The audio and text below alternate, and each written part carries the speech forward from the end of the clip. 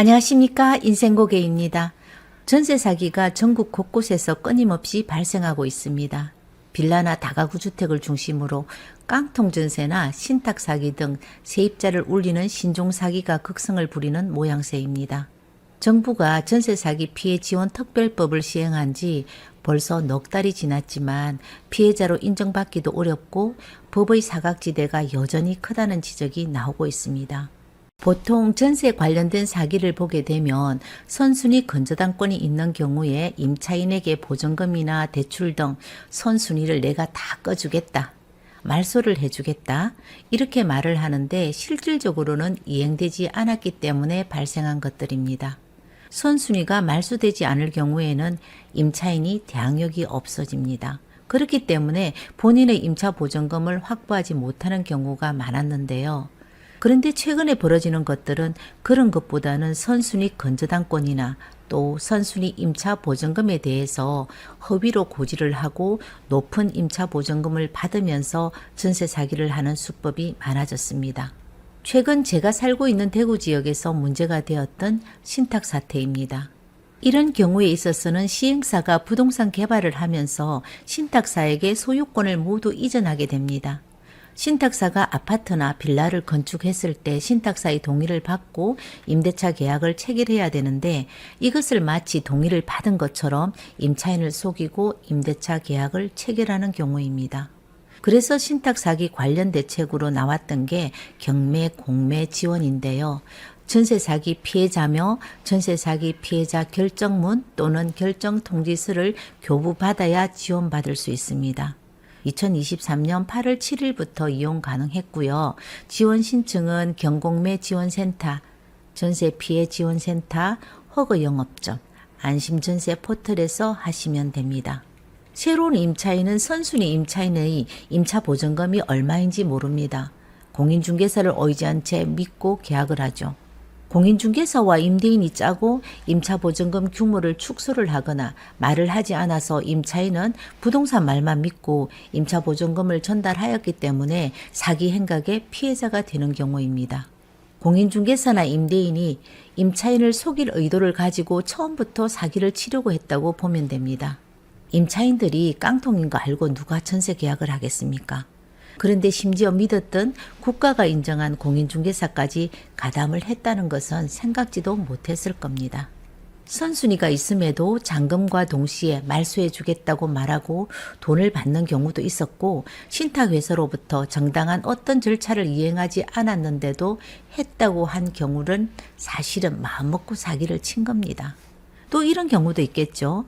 사기칠 마음은 없었는데 부동산 시세가 내려가서 원래 받은 전셋돈보다 지금 매매를 한다고 해도 매매 금액이 지금 살고 있는 전세가보다 낮아서 돈을 못 돌려주게 되는 깡통 전세도 있을 겁니다. 목돈을 들고 와서 집을 파는 경우가 요즘은 어렵지 않게 볼 수 있습니다.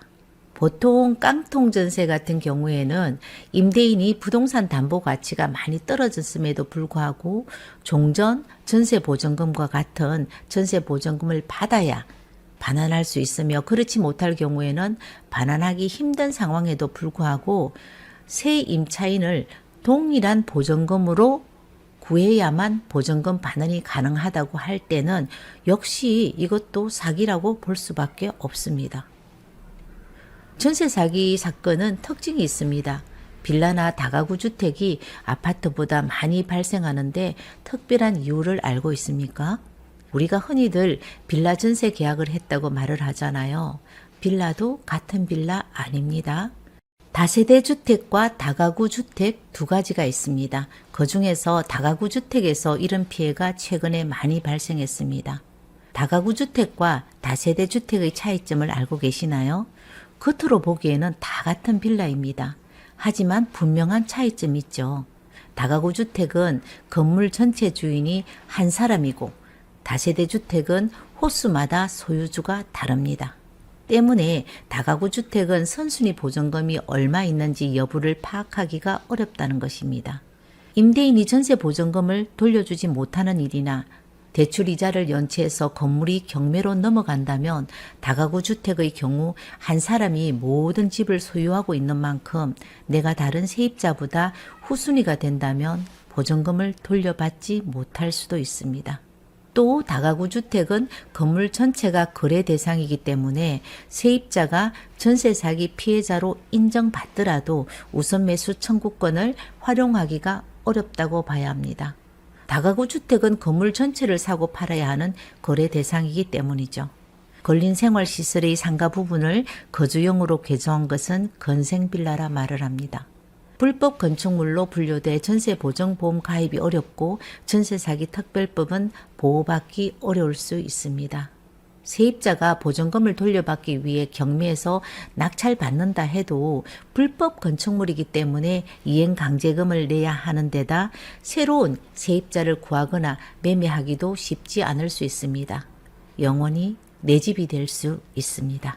다가구 주택 같은 경우에는 전체 건물 한 동을 하나의 부동산으로 본다고 말씀드렸잖아요. 그러다 보니 선순위나 건저당권이 전체 건물에 같이 되어 있기 때문에 임차인이 전세를 계약하면서도 앞 순위에 보증금이 어느 정도인지를 확인하기가 힘듭니다. 개별적으로 나누어져 있는 다세대 빌라 같은 경우에는 본인이 들어가는 호수에 대해서만 부동산 등기부를 떼보고 확인할 수 있지만 다가구 주택, 즉 원룸 건물 같은 경우에는 전체를 함께 보니까 미리 알아볼 수 있는 것이 어렵습니다. 그렇기 때문에 깡통 증세 또는 깡통 사기의 피해자가 되는 경우가 많습니다. 전세 사기 특별법이 현실적으로 피해자들을 구제할 수 있는지 의문스럽다고 말을 하는 사람들도 많습니다. 물론 없는 것보다는 분명히 낫겠죠. 전세 사기 특별법은 크게 두 가지로 나누어서 진행이 되는데 하나가 경공매 절차 지원이고 또 하나가 금융 지원입니다. 전세 사기 특별법 중 경공매 지원이 어떤 내용이고 어떻게 구제가 되고 있는지 그리고 실효성은 무엇인지 한번 알아보겠습니다. 이런 경우에는 피해 임차인이 후순위 임차인입니다. 선순위로 건저당권이 있다든지 아니면은 선순위 임차인이 있는 경우를 말합니다. 선순위에 따라서 경매가 진행되면 후순위인 본인에게는 대항력이 없기 때문에 거주지를 잃어야 하는 그런 상황이 됩니다. 그렇기 때문에 경매, 공매가 진행되었을 때 그 진행을 유예를 한다든지 아니면 정지를 시켜달라고 신청하게 되면 받아들여질 수 있습니다. 가장 중요한 것이 임차인은 우선 매수 청구권을 행사하는 겁니다. 우선 매수 청구권을 행사하게 되면은 경락이 되었을 때 동일한 금액으로 본인이 가장 먼저 매수를 할 수 있는 자격을 갖습니다. 이런 경우에 좀 아쉬운 점은 임차인이 우선 매수 청구권을 행사했을 때 낙찰 대금을 지급을 해야 되잖아요.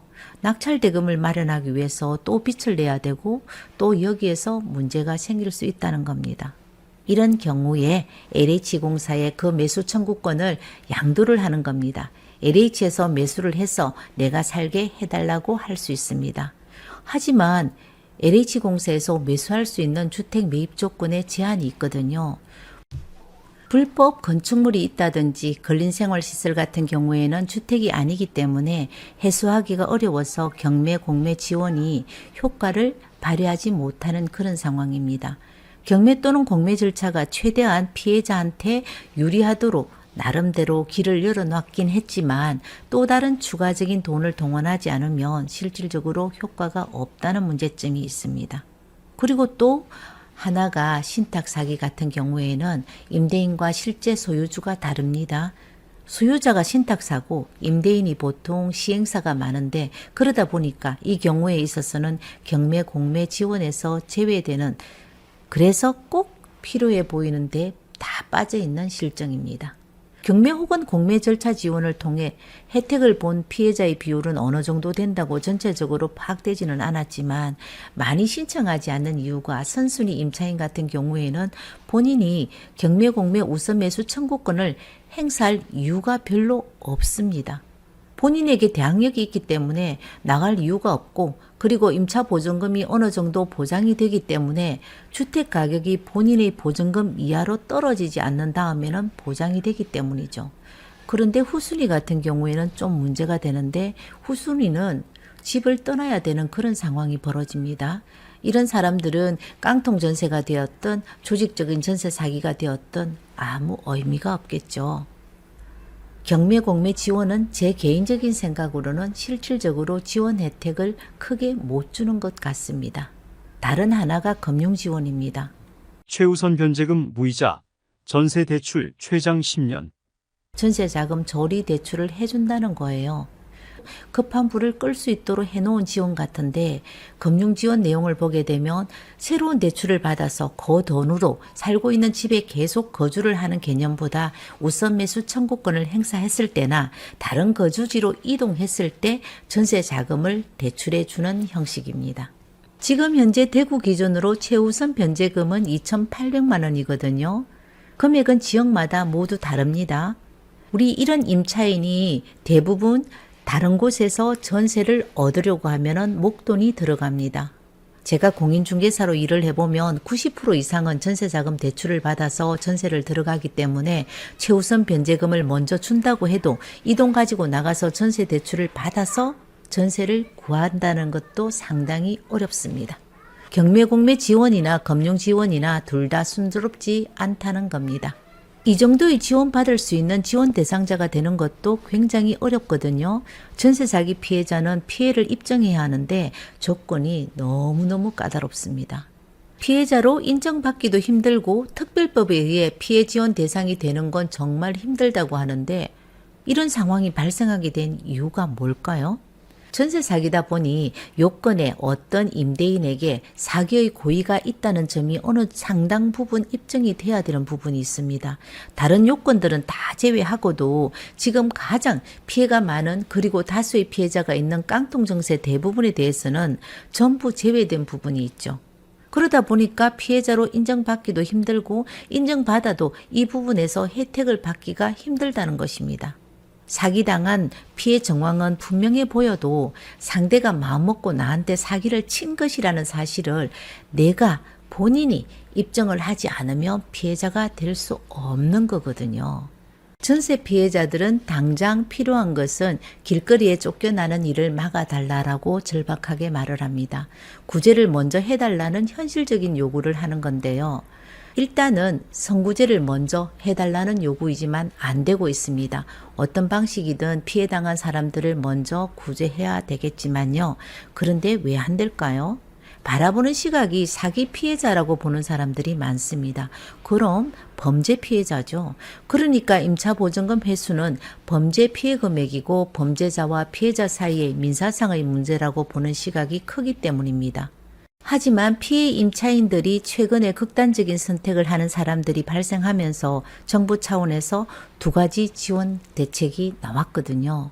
내가 여기에서 빨리 벗어나고 싶다는 생각에서 선구제를 원하는 피해 임차인들과 다른 사기 피해자와의 형평성 문제도 있으니까 다른 사기 피해자들도 어떻게 보면 심정적으로 비슷할 텐데 전세 사기만 특별히 선구제할 수 없다라는 것이 법적 형평성 차원에서는 충분히 이해가 갑니다만 이렇게 한꺼번에 발생하는 경우에는 조금 다른 차원에서 고려도 있어야 되지 않을까 하는 생각도 듭니다. 법적인 형평성과 안정성 역시 중요하다는 생각도 들어서 이건 정말 어려운 문제다라고 생각을 들기도 하고요. 제 직업이 공인중개사라고 말씀드렸는데 대부분 공인중개사분들은 이런 거래 하지 않습니다. 세상에는 대부분 착한 사람들이지만 몇 사람으로 인해 요즘 세상이 왜 이래 말하는 것과 같죠. 이렇게 마음먹고 나쁜 행위를 하는 공인중개사는 전체 공인중개사들의 신뢰에 심각한 손상을 입히고 부동산 거래 시스템을 심각한 위기를 초래하는 일인데 처벌을 받아야 마땅합니다. 하지만 공인중개사법에 의해서는 설명 의무 위반으로 볼 수 있기 때문에 어떤 형사처벌 규정은 따로 없습니다. 과태료나 영업정지 이런 규정이 있는데 이 같은 전세 사기는 공인중개사법에 처벌되는 것이 아니고 일반 형사법으로 처벌된다고 하더라고요. 그리고 이제는 특별법으로도 처벌되겠죠. 임차인에게 설명을 하지 않았다는 규정을 위반하고 과태료 처분을 한다는 것인데 그 설명을 적극적으로 하지 않은 행위가 사기를 성립시킨 걸로 법원에서는 보지 않기 때문에 실제로 처벌은 되지 않고 있다고 합니다. 그렇지만 임차인이 공인중개사 상대로 손해배상 청구를 한 사례도 있고요. 공인중개사에게 일정 부분을 책임을 져라라는 판결이 나온 것도 있습니다. 세상에는 죽는 사람만 억울하다는 말이 있잖아요. 결국은 사기당한 사람 자신이 더 자기 재산을 꼼꼼히 챙겨야 된다는 얘기입니다. 피해 임차인은 전 재산을 날렸지만 공인중개사는 과태료 정도라면 처음부터 끝까지 아무도 믿지 말고 스스로 본인이 잘 챙겨보는 수밖에 없는 겁니다. 그래서 혹시나 하는 생각에서 많은 분들이 보정보험이라는 걸 가입하지 않습니까? 전세 사기는 심각해지고 있는데 최근에는 보정보험에 가입했는데 보험금 지급이 안 되는 경우가 가끔 있다는 사실도 알고 계시죠? 임대인이 민간 임대사업자일 경우에는 주택의 공시지가의 150% 내에서 임차보증금을 받을 수 있다는 규정이 있거든요. 위 규정을 피하기 위해서 임대인이 임대차 계약서에 보증금란을 실제 받았는 금액보다 낮추어 위조를 해서 보정보험에 가입을 하는 겁니다. 예를 들어 1억 5천만 원인데 1억으로 기재해서 실제 받은 보증금을 낮추어 기준에 맞게 만드는 것이죠. 보증금을 낮추고 위조를 했을 경우에는 허그에서 임대인에게 보험계약을 해지 통지를 합니다. 임차인에게도 역시 해지를 통해 전세 보증금을 반환할 수 없다고 통지를 합니다. 믿었던 보정보험도 소용이 없고 마음먹고 사기치는 사람들은 당할 수가 없는 것이 현실입니다. 전세 사기 특별법을 보완해야 된다고 말하는 사람들이 많습니다. 지금 많이 드러나는 전세 사기는 다가구 임대주택이나 새로 지은 빌라에서 많이 나왔는데 최근에는 신탁 사기도 많이 발생했거든요. 그럼 많은 사람들이 생각하는 부분이 임차인에게 피해 임차 보증금 전액을 국가에서 책임진다라고 알고 계시는 분들이 많더라고요. 아닙니다. 일정 부분만 정부에서 임대차 보증금 채권을 매입하는 기관을 지정하고 매입하는 기관에서 당시 임대차 보증금을 평가를 해서 임차인에게 평가 금액을 선지급을 받겠느냐고 물어보고 받겠다고 하면 그 금액을 지불하고 받은 돈으로 임차인은 다른 주거지로 이동할 수 있는 선택권을 주어지는 그런 방식이라고 생각합니다. 전세 사기를 당하면 가장 고통스러운 건 개인이고 책임도 개인에게 돌아옵니다. 계약을 앞두고 있는 많은 개인들에게 꼭 이것만은 유의하고 확인하고 조심해 달라고 당부하고 싶은 말은 우리는 부동산 경기가 과열될 때 깡통 전세가 발생할 거라는 경고도 다 있었습니다. 임차인 전세 사기나 깡통 전세를 피하기 위해서는 꼭 등기부 등본을 좀 확인해야 하고 동사무소 확정일자도 잘 확인해 보면 좋겠습니다. 간혹가다 원룸 건물 같은 경우 집 호수마다 보증금 내역을 고지해 달라고 집주인에게 부탁을 해도 임대인이 동의해 주지 않는 경우가 많습니다. 사고는 여기에서 많이 납니다. 용자도 많은 집이고 집주인이 보증금 내역도 고지해 주지 않는 집인데 집이 마음에 들면 융자도 주인 까탈스러운 것도 위험한 집도 따지지 않고 들어가는 사람이 있다라는 겁니다. 지금까지 문제가 없었던 집인데 설마 문제가 있으려고? 안 됩니다. 집 사는 것도 아닌데 좀 마음에 안 들면 어떻습니까? 2년 3년 살다 나오면 되는데 안전한 집이 최고죠. 저뿐만 아니라 요즘 공인중개사들 계약서 특약사항에 보정보험 가입이 거절될 경우에는 본 계약은 무효로 한다라는 특약을 기재합니다. 또 하나 추가하면 주택 도시보증공사 허거 안심전세 모바일 앱에서는 시세 확인이 어려운 연립이나 다세대 주택 50채 미만 아파트 시세를 확인할 수 있을 뿐 아니라 계약 전 확인해야 하는 많은 내용을 찾아볼 수 있습니다. 준공전 신축 빌라 시세도 주변 시세를 참고해 알려주고 공인중개사의 영업이나 경력도 조회할 수 있고 해당 주택이 허거 보증보험 가입이 가능한지도 확인할 수 있습니다. 내 전세 보증금의 안전을 위해서 꼭 확인을 하시기 바라겠습니다. 오늘 인생고개에는 최근에 끝없이 벌어지고 있는 전세 사기 피해 사례를 알아보았습니다. 내 재산은 내가 지켜야 합니다. 인생고개 여기에서 마치겠습니다. 오늘 영상 마음에 드셨다면 구독, 알림 설정, 좋아요까지 꼭 부탁드립니다. 감사합니다. 나는 내 아들을 애완인간이라고 부릅니다. 안녕하세요. 이웃집 이야기를 전해드리는 인생고개입니다. 우리 이웃집에는 오늘 무슨 일이 일어나고 있을까요? 나이가 들어보니까 자꾸 자식 눈치를 본다고 하는 말들이 나무 말이 아닌 것 같습니다. 잘못한 것도 없고 자식들에게 얹혀 살지도 않은데 이유 없이 그냥 자식 눈치가 보인다는 겁니다. 늦가을 저녁 불어오는 바람에 맨살을 드러낸 것처럼 움츠려지는 늙은 몸뚱어리도 서글퍼서 울고 싶은데 자식에게 배신감으로 몸부림치는 노인들을 만날 때면 가슴이 아프고 눈물이 납니다. 우리 이웃집에는 사람 대접받는 개들이 많습니다. 뒤집어 보면 개 취급받는 사람들도 있을 겁니다. 가을이 깊어가는 며칠 전 편의점 앞에 앉아 삼각김밥을 드시고 있는 할머니를 보았습니다. 긴 나무 의자에 하얀 털을 가진 예쁜 강아지와 같이 있었는데 할머니 손이 움직일 때마다 손에 있는 삼각김밥만 바라보고 침을 흘리는 강아지를 향해서 할머니가 말을 합니다. 콩아, 너 이런 거 먹으면 안 된대. 늙은 나는 좀 있으면 저 세상 갈 사람이라 아무거나 먹어도 되지만 넌 이 집에서 내가 못 받은 대접 받으며 니라도 오래오래 살거라. 저도 강아지를 키우다 보니 자꾸 눈이 가더라고요. 아이고 예쁘라. 할머니 강아지 참 예쁘네요. 우리 아들 집에서 키우는 강아지인데 요 며칠 요 콩인가 된장인가 하는 야가 어디 아픈지 기운이 없다고 저거 출근하면 내보고 지켜보라고 하대. 야가 잘 때는 건드리지 말고 간식은 기분 좋게 전자레인지에 따뜻하게 데워서 주고 강아지가 자는 이부자리는 반듯하게 정리해줘야 야가 스트레스를 안 받는다고 하더라. 내가 어디 가지도 못하고 이 개새끼만 쳐다보고 있을라 카이. 아이고 내 삼아 감옥이 따로 없다. 꼭 이 할머니뿐만 아닐 겁니다. 늙은 부모는 찬밥을 먹던 대충 미숫가루 한 모금으로 끼니를 해결해도 전혀 관심이 없는 자식들은 강아지에는 지극정성입니다. 이유는 단 하나, 강아지는 스스로 알아서 못 먹는다는 것입니다. 자식이란 것들이 부모는 스스로 못 움직이면 요양원에 갖다 맡기고 강아지는 지극정성으로 돌보고 있는 꼴은 참말로 기가 찰 노릇입니다. 늙으니까 개만도 못한 취급을 받는 부모들 많습니다. 어느 부모 없이 안전하 선하 자식 걱정, 자식 잘되기만 바라며 살고 있는데 저녁에 나가보면 산책길에는 개 반, 사람 반입니다.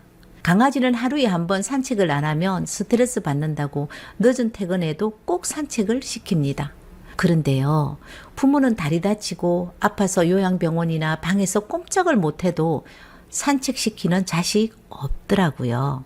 돈이 있는 부모는 돈만 필요하고 돈 없는 부모는 개보다 못한 대접을 받지만 너무 슬퍼하지 말고 남은 여생 재미나게 살 수 있는 방법을 찾으면 됩니다.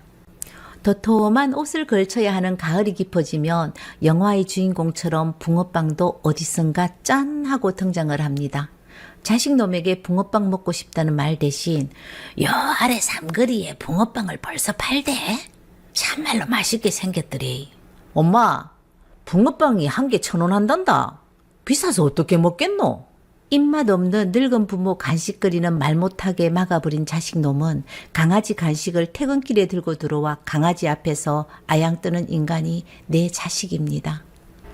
부모님 맛난 음식 사드리는 것보다 개간식이 더 중요한 세상이 요즘 세상입니다. 그러니 우리 노후는 자식에게 기대하지 말고 우리 인생 스스로 살아가야겠습니다. 자식들은 저거 인생 알아서 잘 살겠죠. 부모가 생각을 바꾸지 못하면 마음고생이 심해질 거고 자식과도 거리가 멀어질 겁니다.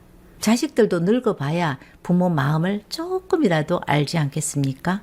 자식은 태어난 순간 부모인 우리에게 효를 다한 거다고 하잖아요. 더 이상 바라면 욕심이고 실망만 커지고 그러면 또 상처만 받을 겁니다. 사람이든 짐승이든 자식 사랑하는 건 본능이고 자식이 부모를 받드는 것은 물을 거꾸로 흐르게 하는 것과 같이 억지스러운 겁니다. 부모는 부모대로 자식은 자식대로 서로 잘 살아가는 것이 어쩌면 답일지도 모르겠습니다. 옛날부터 부모에게 자란 자식은 효자는 됐지만은 부자는 없다는 말이 아니는겨. 아지매요. 나는 참말로 부모에게 내가 할 수 있는 만큼은 다 하고 살아심디. 그래서 동네 사람들이 부자는 못 돼도 부모 공으로 자식들이 잘 돼서 나이 들면 편하게 살 거라고 했는데 내 신세가 이게 뭔지 모르겠습니다. 나도 늙어서 기운이 없고 내 몸 하나 근사하기도 힘든데 요 콩인가 된장인가 하는 야보다 내가 먼저 엎어지겠구만은 내가 자식을 잘못 키워도 한참 잘못 키웠는갑다. 돈도 없고 효자 자식도 없는 늙은이가 되어 걔보다 못하니 이 꼴 저 꼴 안 보고 차라리 혼자 살고 싶습니다. 부모도 행복할 권리가 있습니다. 특히 우리 60대, 70대가 살아온 시대에는 시부모님 모시고 남편 뒷바라지에 자식만 쳐다보고 살아온 사람들입니다. 남편에게 기대하는 것은 애시당초 없던 일이지만 그래도 내 자식만은 다른 집 자식과 다를 거라는 기대는 솔직하게 하고 살았을 겁니다. 살아보니 욕심이었다는 것도 알게 되었을 겁니다. 욕심은 빨리 버리고 남은 여생 살아갈 길 찾아야 합니다. 책도 읽고요. 운동도 하고요. 친구도 만나고요. 친하지 않는 부부끼리 지금부터 좀 친하게 지내면서 재미있게 살면 됩니다. 우리 집의 강아지는 절대 안 된다. 이렇게 25년을 버티고 살았는데 어느 날 우리 집에 작은 강아지가 퇴근하고 오니까 있더라고요. 꼼지락거리는 것을 자꾸 보니까 정이 들고 때로는 마음의 휴식처도 강아지가 만들어 주더라고요. 그래서 개라는 동물도 사랑하게 된 사람 중 한 사람입니다. 아무리 강아지를 좋아한다고 해도 개는 개일 뿐입니다. 어떤 때에는 자식보다 낫다고 생각도 들지만 그래도 아들, 딸이 될 수는 없습니다. 친구는 자식에게 늙어서도 돈을 모아주고픈 부모 마음에 지금까지 식당 일을 하고 있는데 자식은 엄마 생일이나 어버이날이나 명절 때면 10만 원 용돈으로 자식돌이 다 한 것처럼 하는 아들이 강아지 다리 수술해야 된다고 울며 불며 콧물 눈물 다 짜면서 200만 원 들고 수술하지를 않나, 피부 안 좋다고 한 달에 한 번 13만 원 하는 주사를 맞히지를 않나, 유기농 사료의 간식까지 아낌없이 쓰는 것이 마음에 안 들고 서운하다고 했습니다. 용기를 내어서 강아지인데 하는 거 엄마에게 반만 좀 해봐라. 이렇게 말하면 엄마는 엄마 혼자 살 수 있지만 뽀미는 내 없으면 절대 혼자 못 사니까 비교할 때를 좀 비교를 해라. 우리 집에서는 뽀미가 제일 상전이고 1순위다. 그러니까 엄마도 뽀미에게 함부로 하면 안 된대. 우리 집 식탁 위에서 딸아이 휴대폰이 울렸습니다. 삼순이 아빠? 누구야 삼순이 아빠가? 생각하고 있는 중에 딸이 휴대폰을 받았답니다. 아빠? 누군데? 아빠? 아빠라고? 누구 아빠? 우리 아빠. 왜 아빠가 삼순이 아빠인데? 보리가 엄마를 제일 좋아하니까 1순위, 그 다음이 내가 2순위, 야단만 치는 아빠는 3순위라고 하더라고요. 우리 집조차 이렇게 서열이 개판입니다. 어쩌다 강아지를 중심으로 서열이 정해지는 시대가 되었을까요? 혹 지금 부모를 개보다 못한 대접을 하고 살지는 않으세요? 세상에 모든 자식이 다 불효를 하지 않습니다. 효자 자식은 부모가 만들거든요. 지금이라도 내 자신을 뒤돌아 보아야 합니다. 내가 부모님에게 지금의 내 자식처럼 하고 살지는 않았는지. 부모는 자식의 거울이라고 했습니다. 자식이 나에게 효도를 하기 바라면 내가 부모에게 잘하는 것을 보여주면 자식은 어려서부터 보고 배웠기 때문에 가르쳐주지 않아도 자식도 부모에게 살면서 잘할 겁니다. 부부가 매일같이 싸우면서 자식을 키웠다면 자식 역시 며느리를 무시하고 가정의 소중함도 모르고 살아갈 겁니다. 그러니까 그 부모의 그 자식이란 말이 있죠. 살면서 자식이 무서워 마음대로 하고 살지도 못한다고 억울해하지 마십시오. 세상에는 나쁜 자식은 없습니다. 그리고 무서워할 자식도 없습니다. 다만 내가 네 부모라고 떳떳하게 큰소리칠 만큼의 부모가 되지 못했거나 노후에 자식 도움 없이 살 수 없는 부족한 부모만 있을 뿐입니다. 어쩌면 부모가 바른 길을 가르쳐 주지 못해서 자식이 못하고 있을 수 있습니다. 요즘 젊은 사람들 부모보다 개를 더 대접하고 살아갑니다. 손님 집에 방문하면 이게 개집인지 사람 집인지 구분이 안 가는 정도로 개는 대접을 받고 살아가더라고요. 아주 드물지만 자식하고 홀로 된 부모하고 함께 사는 집이 있거든요. 어른방은 문간방에 숨죽은 이불이 작은 침대에 뒹굴지만 거실에는 샤방샤방한 강아지 용품들이 넘쳐납니다. 선생님, 혹시 이 집은 누구 앞으로 되어 있나요? 엄마 집이니까 엄마 앞으로 되어 있겠죠. 강아지를 향해 한마디 던져줍니다. 그렇구나. 야, 난 이 집이 네 명의로 된 집인 줄 알았잖아. 너무 공주같이 하고 사는 거 아니야? 현실이 이렇습니다. 인생고객 여러분, 오늘도 건강하게 보내시고요. 세상이 변하면 우리도 변하면서 살아가야 됩니다. 오늘 인생고개 여기에서 마치겠습니다. 감사합니다.